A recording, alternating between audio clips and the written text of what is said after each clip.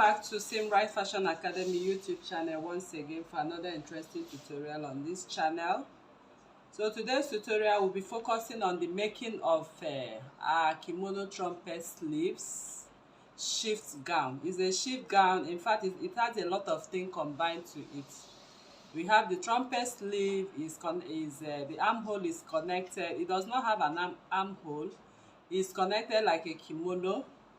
So I'll be showing you how you can achieve this using a small scale drafting right here. So to begin this tutorial, we are going to make our border lines.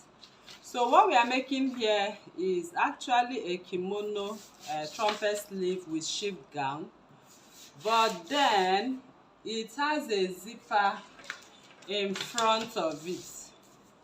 So I'll be creating my center front line with my zipper allowance. Okay, so I'll call this my zip allowance, and I also call it my center front.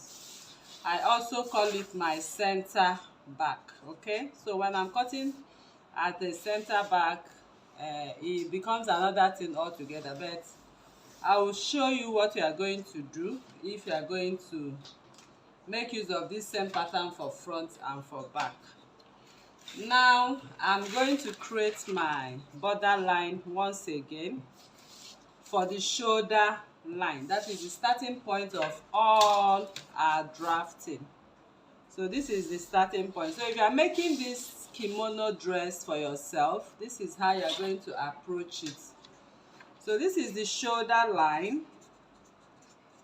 So I'm going to take my vertical measurements right now. So the only vertical measurement I need right here, I would say, let me make use of my chest line. I would say let me make use of my hip line, and then my waistline, my waistline, my hip line, and then the full length of my gown. So these are the vertical measurements I'm making use of. So of course you know how to get your chest line measurements using your bust circumference divide by 6 plus 1.5. So this is my chest, and I call this my waist, and I call this my hip, and I call this my full length. So having gotten all of this, the next thing we want to do is to start imputing what we have on the horizontal measurement. That is the circumferences. That is what I'm going to impute right now. So the circumferences I'm going to impute right now, I'm going to impute my neckline first. So the neckline measurement I'm going to use right here, I'm making use of 3 by 3. Remember, you need to use your bust circumference to create this. Bust circumference divided by 12 to create your neckline, your actual natural neckline. So I'm placing my ruler as usual, and I'm going to connect my neckline, as you can see. So the neckline I connected here is my center front neckline. On this same pattern paper, I'm also going to make my neckline for the back at 1 inch, and I'm going to connect my neckline for the back at 1 inch. So I also call this my center back neckline. So now I've gotten both front and back neckline. So the next thing I want to do now, I want to impute my shoulder measurement. So in imputing my shoulder measurement, like I said, this is a miniature or half scale drawing. So I will choose to have my shoulder line fall at this point. Okay, so my shoulder line falls at this point. That is my shoulder measurement divided by 2 is at this point. And whatever I have right here, I'm going to bring it here. Okay, so of course we don't actually, but I just want to create this armhole. We don't need this particular chest measurements, but I know why I'm doing this, because of the connection of the kimono.